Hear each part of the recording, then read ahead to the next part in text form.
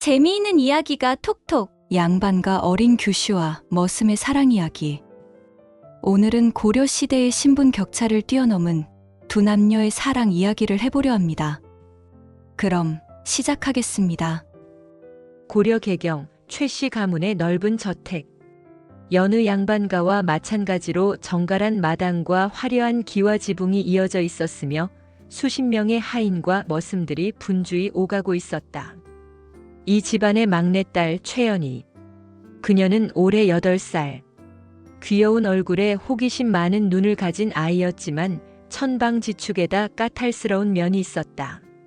아버지의 사랑을 독차지하고 자란 터라 하고 싶은 건 다 해야 직성이 풀리는 성격이었다. 그날도 그녀는 어머니가 손수 지어준 비단 치마를 입고 마당을 뛰어다니고 있었다. 아씨, 조금만 천천히 다니시지요. 넘어지십니다. 뒤에서 몸종분이가 그녀를 따라다니며 걱정스럽게 말했지만 연희는 아랑곳하지 않았다. 어제는 비가 와서 밖에 못 나갔단 말이야. 오늘은 마음껏 뛰어놀 거야. 그녀는 나무 그네를 타고 싶은 마음에 발걸음을 재촉했다. 하지만 그 순간 하인들의 웅성거리는 소리가 들려왔다. 새로운 머슴이 들어왔다고? 연희는 귀를 쫑긋 세웠다. 그래, 듣자 하니 나이가 어린데도 일을 제법 잘한다지 뭐야. 어린 머슴? 얼마나 어린데? 10살이라고 하더군. 10살이라면 자신보다 2살 많았다. 연희는 순간 흥미가 생겼다. 저택에 머슴들이야 많았지만 또래에 가까운 머슴이 들어온 건 처음이었다. 게다가 일을 제법 잘한다라니. 어떤 아이일까? 그녀는 망설이지 않고 그쪽으로 발걸음을 옮겼다. 마당 한쪽 여러 머슴들이 삽을 들고 흙을 퍼나르고 있었다. 그 중에서도 유독 눈에 띄는 아이가 있었다. 허름한 옷차림에도 불구하고 허리가 곧게 펴져 있었고 얼굴은 마치 날카롭게 깎아놓은 돌처럼 단단해 보였다. 손에는 커다란 물동이를 들고 있었는데 아무리 봐도 저 작은 몸으로는 감당하기 어려워 보였다. 하지만 그는 힘겹다는 기색도 없이 묵묵히 일을 하고 있었다. 연희는 눈을 빛내며 그를 가만히 지켜봤다. 야, 너 이리 와. 그녀가 부르자 그가 고개를 들었다. 두 눈이 마주쳤다. 도윤의 눈동자는 짙은 밤하늘을 닮은 색이었다. 연희는 순간 이상한 기분이 들었다. 보통의 머슴들이 그녀를 보면 주눅이 들거나 공손하게 허리를 숙이기 마련인데 이 아이는 달랐다. 너 내 이름 알아? 연희는 뻐기듯 물었다. 최대감님의 따님 아씨 아니십니까? 도윤은 담담하게 말했다. 그래, 난 최연이야. 너는? 도윤입니다. 연희는 그의 말투가 이상하게 신경 쓰였다.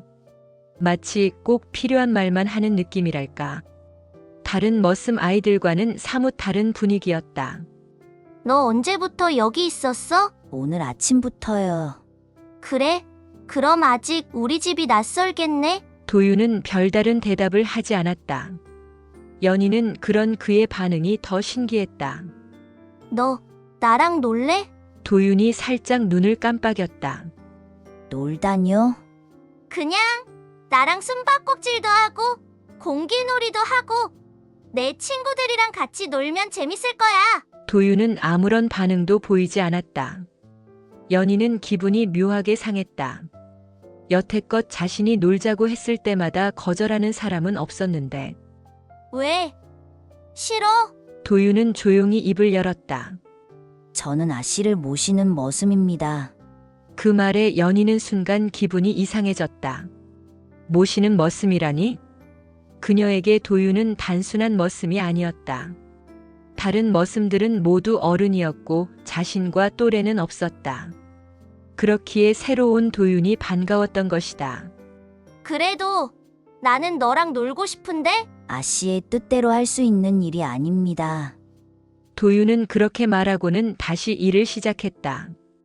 연희는 그를 빤히 바라보았다. 흥, 잘난 척하기는. 그녀는 발을 쿵쿵 구르며 돌아섰다. 하지만 그날 밤 연희는 자꾸 도윤의 눈빛이 떠올랐다. 다음 날 연희는 도윤을 다시 찾아갔다. 그가 물동이를 나르고 있을 때였다. 연희는 슬쩍 다가가더니 그가 물동이를 내려놓는 순간 등을 툭 밀었다. 도윤은 균형을 잃고 앞으로 쏠렸다. 물동이가 넘어지면서 물이 쏟아졌고 도윤은 그대로 물을 뒤집었었다. 연희는 그 모습을 보고 깔깔 웃었다. 미안. 일부러 그런 건 아니야. 하지만 도윤은 조용히 젖은 소매를 걷어 올리더니 그녀를 바라봤다. 아씨. 왜? 이러시면 곤란합니다. 그의 차분한 목소리에 연희는 조금 뜨끔했다. 나는 그냥 재미있을 것 같아서 그런 건데? 도윤은 조용히 물동이를 다시 세우고는 아무 말 없이 자리를 정리하기 시작했다. 연희는 그 모습을 보며 이상하게도 심술이 나기 시작했다. 어째서 저렇게 반응이 없지? 연희는 평소 하인들이라면 이러고 저러고 변명하거나 놀라서 허둥대는 모습을 떠올렸다. 하지만 도윤은 처음부터 끝까지 감정을 드러내지 않았다. 재미없어. 그녀는 뾰로통해진 얼굴로 도윤을 노려보았다. 너 나랑 숨바꼭질 안 할 거야? 그러자 도윤은 한숨을 쉬며 말했다. 아씨께서 계속 그러신다면 제가 이겨드리겠습니다. 연희는 눈을 반짝였다. 그럼 해보자. 내가 꼭 널 이길 거야. 그날 저녁 연희는 머슴들과 하인들의 눈을 피해 도윤과 숨바꼭질을 시작했다. 하지만 그것이 두 사람 사이의 작은 인연의 시작이 될 줄은 그 누구도 몰랐다. 다음 날 저녁 해가 뉘엿뉘엿 지고 붉은 노을이 하늘을 물들릴 무렵이었다. 연희는 머슴들이 일하는 뒷마당으로 슬쩍 걸어가며 주위를 살폈다. 좋아. 아무도 못 봤지? 그녀는 스스로 만족한 표정을 지으며 도윤을 찾았다. 그는 나무 아래서 장작을 정리하고 있었다. 저녁 준비를 위해 불을 지피기 위한 장작이었다. 낮에 물을 뒤집어 쓰고도 아무 일 없었다는 듯 묵묵히 일하고 있는 모습이 어쩐지 조금 심술이 났다. 연희는 살금살금 다가가더니 도윤이 허리를 숙인 순간 그의 등을 툭 치고는 소리쳤다. 숨바꼭질 하자. 도윤은 그녀를 올려다보았다. 아씨께서는 왜 그렇게 저와 놀고 싶으십니까? 연희는 두 손을 허리에 올리고 당당하게 말했다. 너랑 놀면 재미있을 것 같으니까. 전 지금 해야 할 일이 있습니다. 그래? 그럼 내가 도와줄게. 연희는 그의 손에서 장작을 하나 낚아채고는 부지런히 옮기기 시작했다. 아씨, 그건 머슴들이 하는 일입니다. 나도 할 수 있어. 그러나 연희는 얼마 가지 못해 숨을 헐떡이며 멈춰섰다. 이거 너무 무겁다. 도윤은 그런 그녀를 보며 조용히 한숨을 쉬었다. 그리고는 한 손으로 장작을 들어 올리더니 가볍게 제자리로 옮겼다. 연희는 그의 모습을 보고 눈을 동그랗게 떴다. 우와, 너 힘세구나. 머슴은 원래 이 정도는 해야 합니다. 그래도 난 너보다 2살 어리니까 힘이 덜 세도 괜찮잖아. 연희는 뻔뻔스럽게 말했다. 그러자 도윤은 처음으로 피식 웃었다. 웃었다. 연희는 속으로 쾌재를 불렀다. 그녀는 이번이야말로 도윤과 친해질 기회라고 생각했다. 좋아. 이제 숨바꼭질 하자. 도윤은 한숨을 내쉬었다. 제가 지면 아씨께서 그만 괴롭히실 겁니까? 지는 게 두려운 거야? 도윤은 아무런 말도 하지 않았지만 순간 눈빛이 흔들렸다. 좋습니다. 하지만 숨는 건 제가 먼저 하겠습니다. 그래? 하나, 둘, 셋. 연희가 눈을 가리고 숫자를 세기 시작하자 도윤은 순식간에 그림자처럼 사라졌다. 숨바꼭질이 아니라 추적전. 찾는다. 연희는 활짝 웃으며 주위를 두리번거렸다. 어디 숨었을까? 보통 머슴들은 돌담이나 나무 뒤에 숨기 마련이었다. 연희는 예상 가능한 장소들을 하나하나 찾아다녔다. 하지만 도윤의 모습은 보이지 않았다. 이상하네. 어디 숨은 거지? 그녀는 점점 초조해졌다. 설마 몰래 도망친 거 아니야? 연희는 삐죽 입술을 내밀었다. 그때 그녀의 귀에 작은 소리가 들려왔다. 마당 구석의 초가집 담장 근처에서 들려오는 미세한 발소리. 연희는 개구쟁이처럼 웃으며 살며시 그쪽으로 걸어갔다. 찾았다! 도윤은 담장 뒤에서 조용히 몸을 숙이고 있었다. 그는 연희가 자신을 발견하자 별로 놀라는 기색도 없이 조용히 일어섰다. 어떻게 찾으셨습니까? 넌 내 상대가 안 되지. 연희는 의기양양하게 웃으며 그의 팔을 잡아당겼다. 이제 내가 찾을 차례야. 그녀는 그대로 뛰어가 돌담 뒤에 몸을 숨겼다. 그러나 도윤은 그 자리에서 미동도 하지 않았다. 연희는 몰래 틈새로 그를 엿보며 속으로 웃고 있었다. 이번엔 못 찾겠지? 그런데 갑자기 도윤이 고개를 돌려 바로 그녀를 바라보았다. 찾았습니다. 연희는 깜짝 놀라 뛰쳐나왔다. 어떻게 그렇게 빨리 찾았어? 도윤은 천천히 걸어오며 담담하게 말했다. 숨을 곳이 마땅치 않았습니다. 그리고 아씨께서는 발소리가 너무 큽니다. 연희는 풀이 죽었다. 너 너무 잘하잖아. 도윤은 미소를 짓지 않았지만 그의 눈빛에는 묘한 재미가 담겨 있었다. 아씨가 진다면 이제 그만 괴롭히시겠습니까? 다시 한 번만 해. 그날 밤 연희와 도윤은 몇 번이고 숨바꼭질을 반복했다. 도윤은 연희가 질 때마다 무표정하게 그만하셔도 됩니다라고 말했지만 연희는 질 때마다 한 번만 더를 외쳤다. 그리고 연희는 단 한 번도 도윤을 이기지 못했다. 밤이 깊어가며 마침내 머슴들이 자야 할 시간이 되었다. 아씨, 이제 돌아가셔야 합니다. 도윤이 단호한 목소리로 말했다. 연희는 여전히 불만스러웠지만 하녀들이 자신을 찾고 있다는 걸 깨닫고 어쩔 수 없이 돌아서야 했다. 그녀는 문득 뒤돌아보며 도윤에게 말했다. 우리 내일도 놀자. 그러나 도윤은 대답하지 않았다. 그저 서늘한 밤 공기 속에서 조용히 그녀를 바라볼 뿐이었다. 연희는 도윤의 그 눈빛을 보며 알 수 없는 기분이 들었다. 이 아이는 대체 무슨 생각을 하는 걸까? 그녀는 처음으로 도윤이라는 존재를 신경 쓰기 시작했다. 그렇게 그날 밤, 연희와 도윤은 서로의 세계가 조금씩 엮이기 시작했다. 개경의 여름은 변덕스러웠다. 아침에는 눈이 부실 정도로 맑았던 하늘이 오후가 되자 언제 그랬냐는 듯 먹구름이 몰려왔다. 비가 올 것 같군요. 마당을 쓸던 하인들이 하늘을 올려다보며 중얼거렸다. 연희는 대청에 앉아 하인들의 움직임을 지켜보고 있었다. 날이 흐려서 그런지 기분도 심드렁했다. 하녀들은 분주하게 빨래를 걷어들였고 남자 머슴들은 도구들을 창고로 옮기느라 분주했다. 그때 그녀의 눈에 익숙한 얼굴이 들어왔다. 도윤이다. 연희는 조용히 그의 모습을 지켜보았다. 도윤은 여느 때처럼 묵묵히 일을 하고 있었다. 그러나 다른 머슴들과 달리 비가 쏟아질 기미가 보이는데도 개의치 않는 듯했다. 다른 이들이 허겁지겁 지붕 밑으로 피할 때에도 그는 여전히 손에 삽을 들고 땅을 고르고 있었다. 저렇게까지 일해야 하나? 연희는 괜히 마음이 거슬렸다. 비 오면 그만하고 들어오면 되잖아. 왜 저렇게까지 하는 거야? 그녀는 문득 지난밤 숨바꼭질을 하던 순간을 떠올렸다. 도윤은 한 번도 자신을 친구라고 부른 적이 없었다. 그는 여전히 머슴이었고 연희는 여전히 양반 규수였다. 아무리 장난을 치고 놀아도 그는 딱 그만큼의 거리만 유지했다. 그게 왠지 신경 쓰였다. 어떻게 하면 저 아이가 나랑 더 가까워질까? 연희는 조용히 고민하며 그를 바라보았다.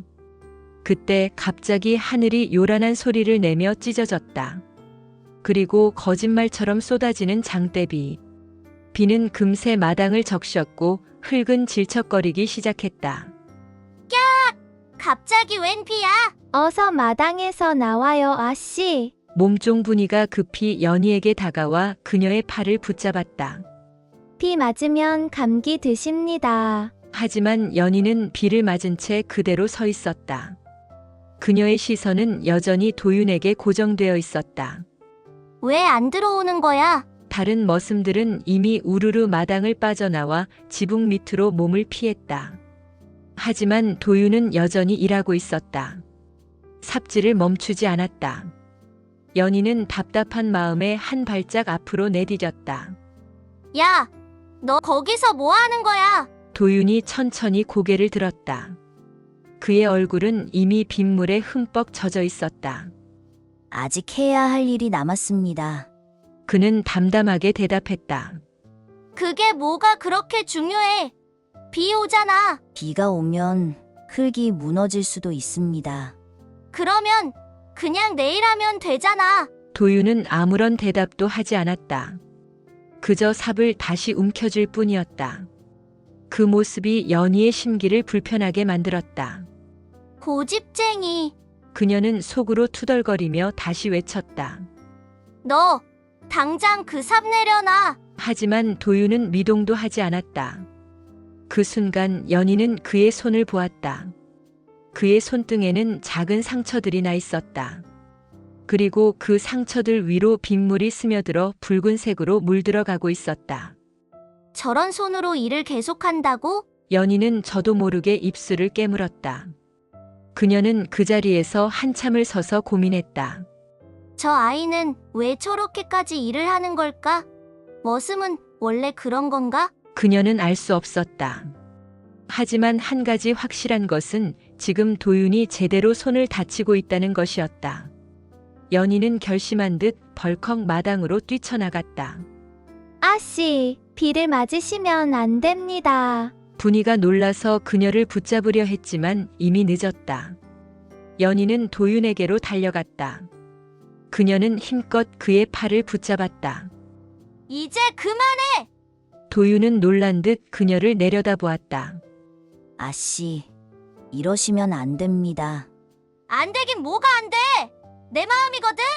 연희는 그의 손을 획 낚아채어 손바닥을 살폈다.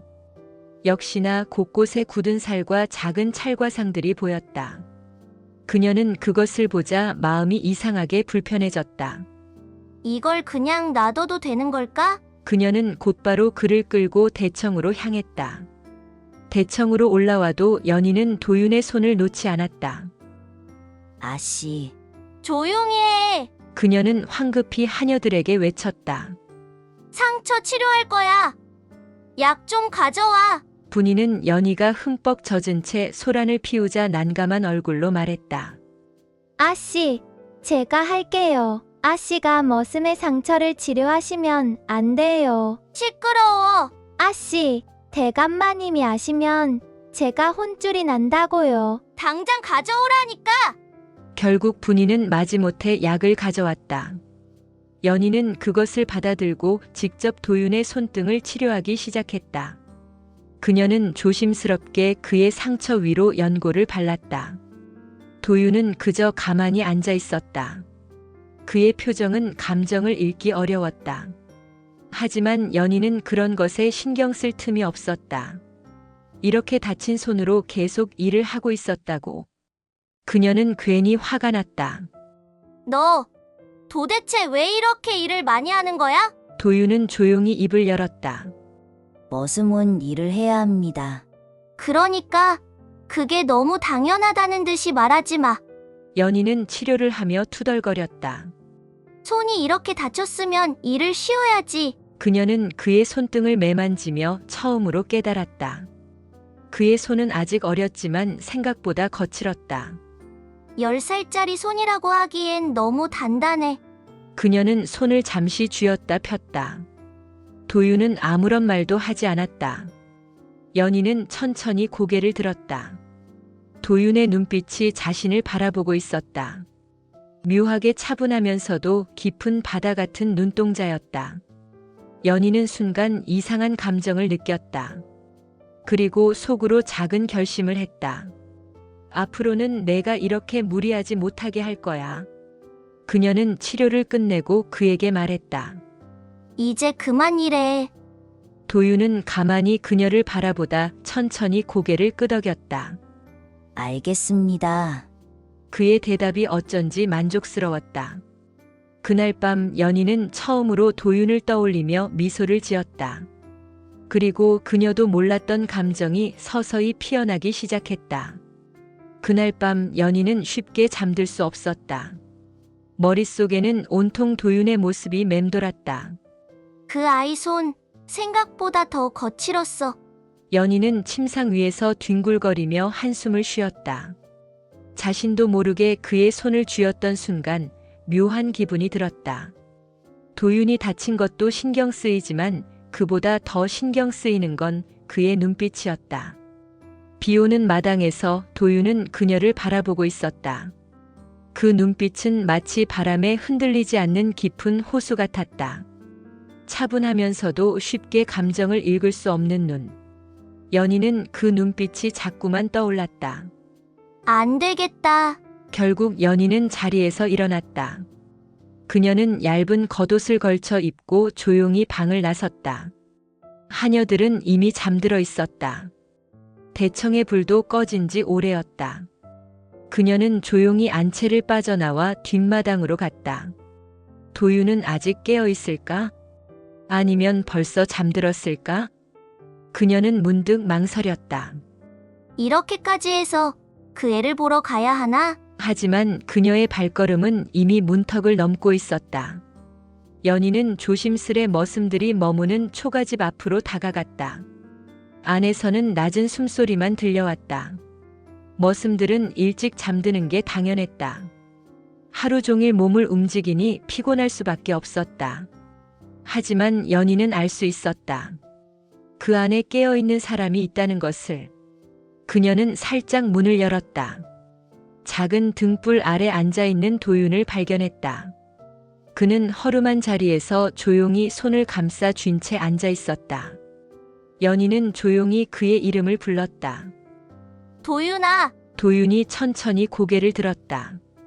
그녀를 본 순간 그의 눈빛이 미묘하게 흔들리며 화들짝 놀랬다.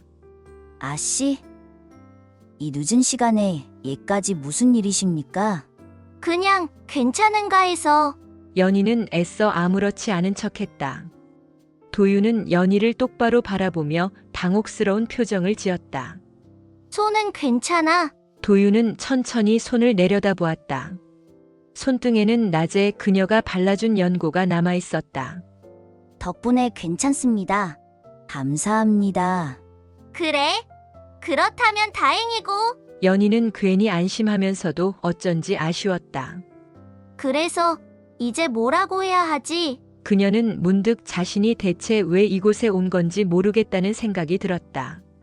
머릿속에선 단순히 그 애가 괜찮은지 보고 싶다는 마음이었는데 막상 눈앞에서 마주하니 이유를 모르겠다.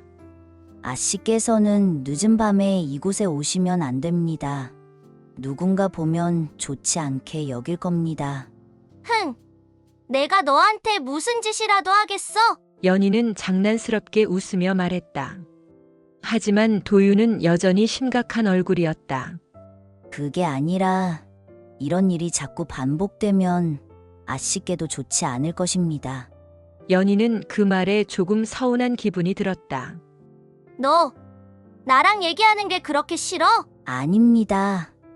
도윤은 단호하게 말했다. 하지만 저는 머슴이고 아씨는 양반이십니다. 그 선은 넘으면 안 됩니다. 그 순간 연희는 알 수 있었다. 이 아이는 그 누구보다도 신분의 벽을 의식하고 있다는 것을. 연희는 입술을 꼭 깨물었다. 나는 너랑 놀고 싶은데. 도윤은 아무 대답도 하지 않았다. 그저 가만히 그녀를 내려다보았다. 그리고 그 순간 연희는 깨달았다. 이 아이는 내가 다가가면 다가갈수록 멀어지려 할 거야. 그녀는 속으로 작게 한숨을 쉬었다. 알았어. 그럼 너만 괜찮다면 가끔 이야기하는 것도 괜찮지? 도윤은 망설이는 듯 했지만 마침내 고개를 끄덕였다. 그 정도라면 괜찮습니다. 그의 허락이 떨어지자 연희는 작게 미소를 지었다. 좋아. 그럼 앞으로도 가끔 밤에 이야기하러 올게. 도윤은 말없이 그녀를 바라보았다. 하지만 그의 눈빛에는 어쩐지 걱정과 혼란이 엿보였다. 그리고 연희는 그런 도윤의 시선을 애써 무시하며 밝게 웃었다. 그럼 잘 자.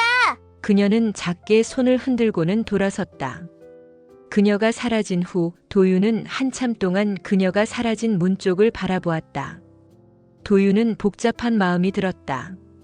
그녀는 그저 마음 가는 대로 하는 작은 호의일지라도 자신에게는 부담스러운 손길이었으니 그날 이후 연희는 자꾸만 도윤이 신경 쓰였다.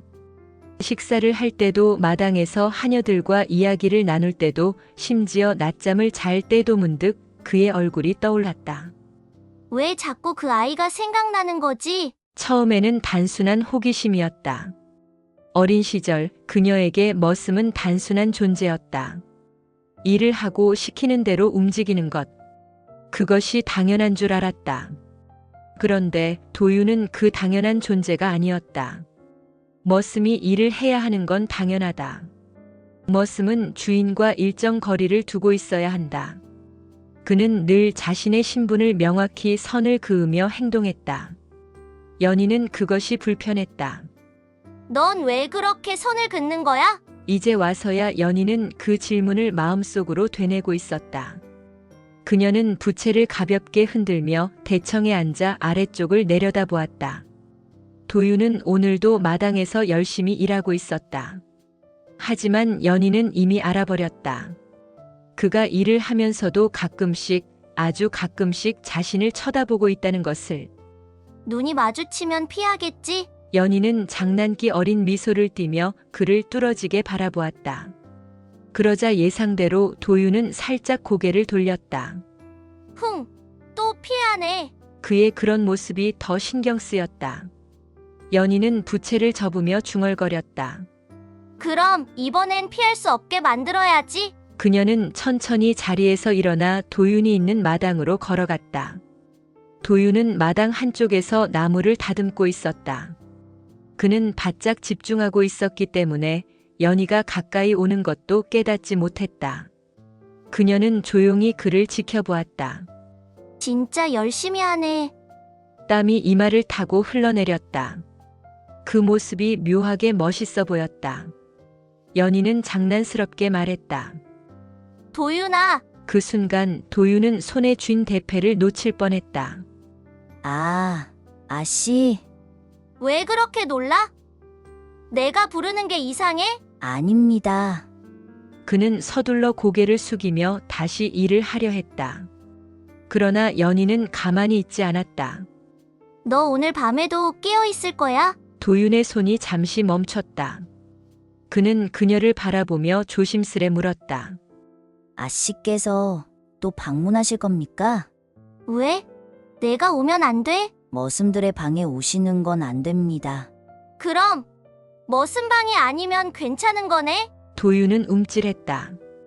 그는 그녀의 장난스러운 태도에 살짝 한숨을 내쉬었다. 왜? 싫어? 그렇진 않습니다. 그는 결국 조용히 고개를 끄덕였다.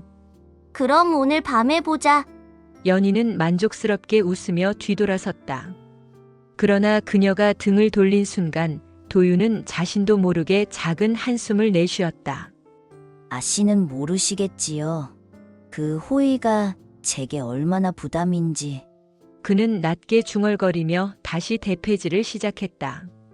하지만 그의 마음은 더 이상 일에 집중할 수 없었다. 밤이 되자 연희는 조용히 머슴들이 있는 초가집을 찾았다. 이번에는 머뭇거림 없이 문을 열었다. 도윤은 이미 그녀를 기다리고 있었다. 기다렸어? 아닙니다. 그냥 일이 있어서 먼저 나와 있었습니다.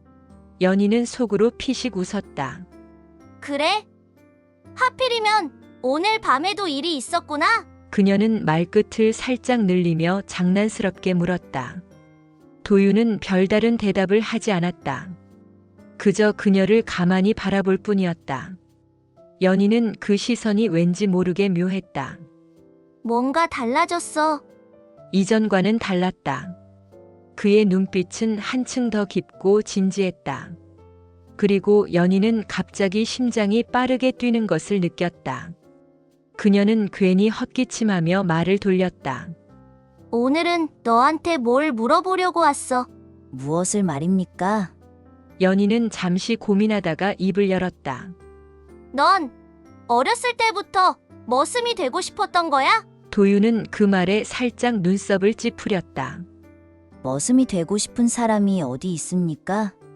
머슴이 되고 싶었던 게 아니라 머슴이 될 수밖에 없었습니다. 그의 목소리는 담담했다. 하지만 연희는 그 짧은 대답 속에서 어딘가 쓸쓸함을 느꼈다. 그래도 너는 왜 이렇게 일을 열심히 해? 살아남기 위해서요.